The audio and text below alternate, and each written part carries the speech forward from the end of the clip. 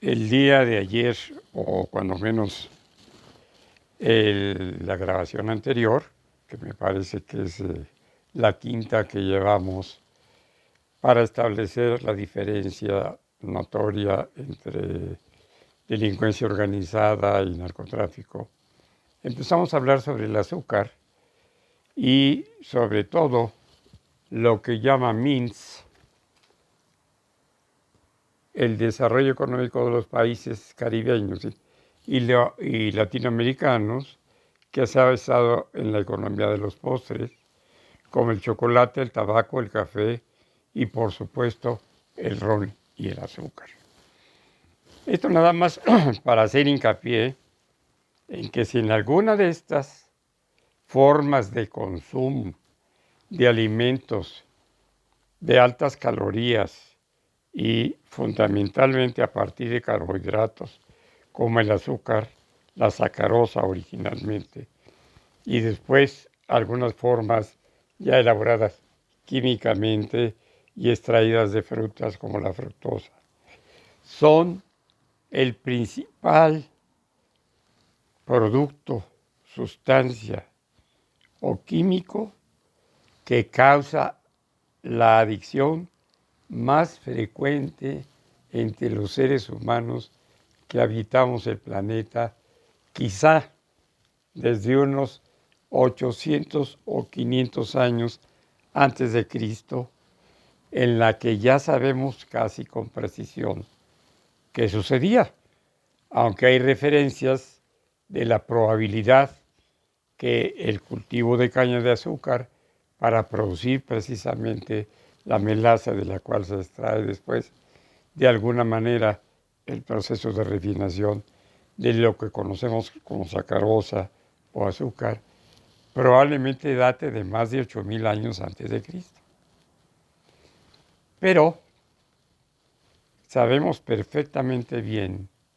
en los países de Oriente cómo el azúcar de caña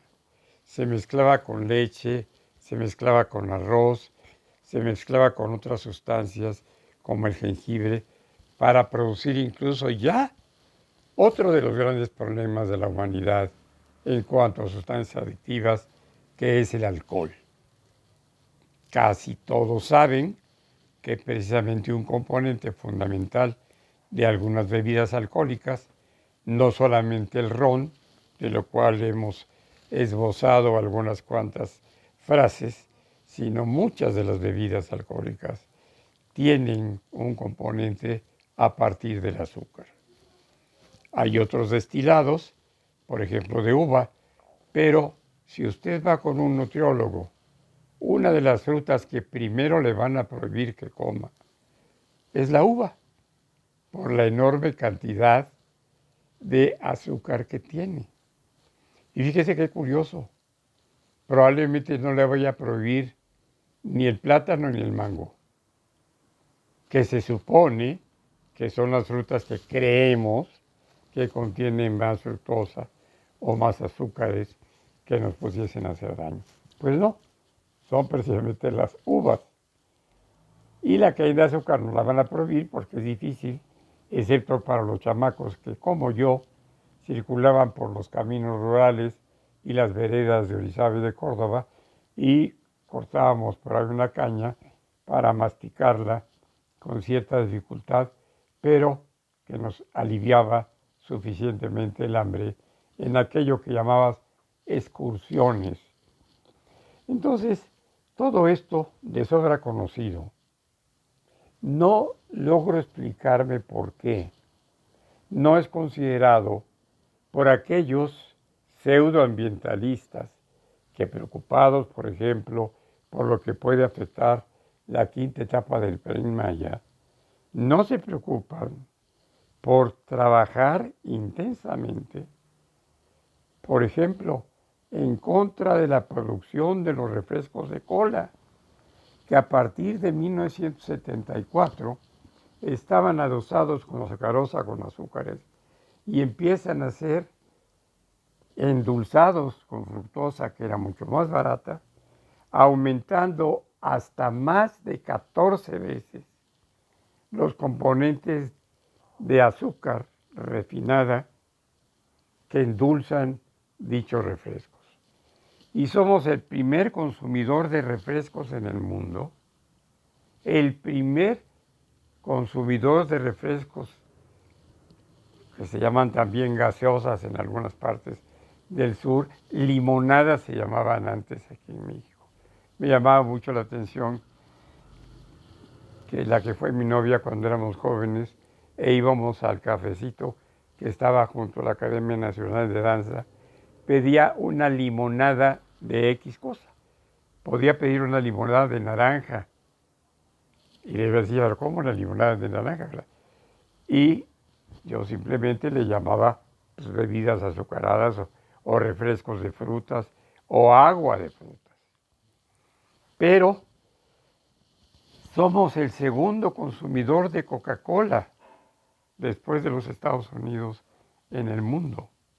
Y los niños mexicanos empiezan a consumir Coca-Cola a partir de los 6 meses de edad, constituyendo para infinidad de mexicanos en pobreza o en pobreza extrema y en lugares donde el agua potable no existe o casi no existe,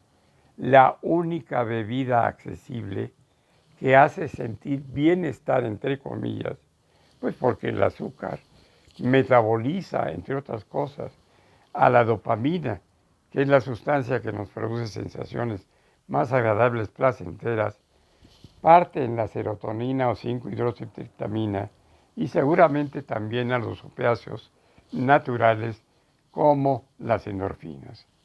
Entonces, ¿por qué estamos acusando a un gobierno, el gobierno de la República, de estar aliado al narco cuando sabemos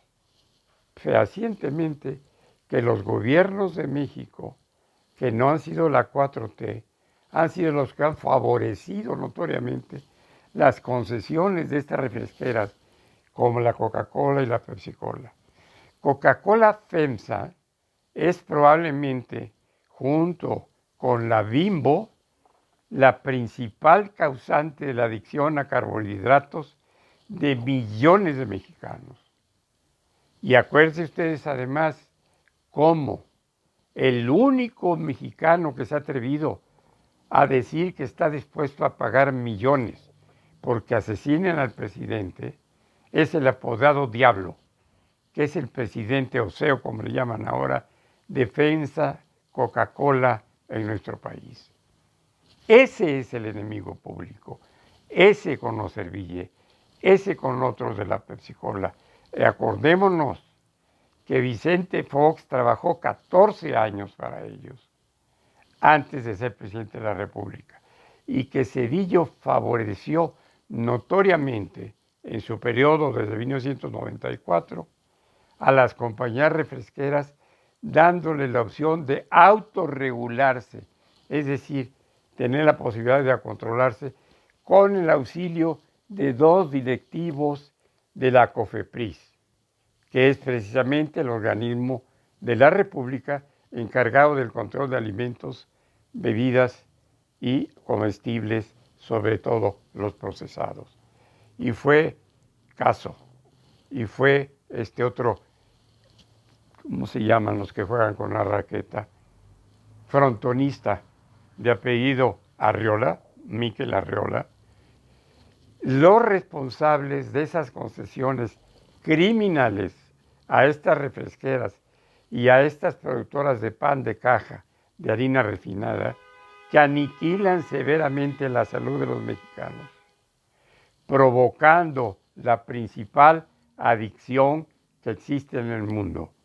la adicción a los carbohidratos. Y yo pregunto, ¿qué relación tiene Andrés Manuel López Obrador o la 4T o los funcionarios de la 4T para que esto suceda? Que ha sido un error severo de la actual COFEPRIS, aunque está ahora en manos de un chico que parece decente y que parece destinado realmente a cumplir con la función de esta institución, pero con un descuido fundamental de las autoridades sanitarias. Y como médico cirujano y especialista en psiquiatría, señalo la responsabilidad, si acaso existe también, además de estos criminales,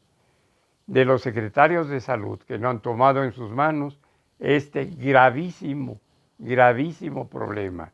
endémico de la salud pública en el mundo y destacadísimamente en México.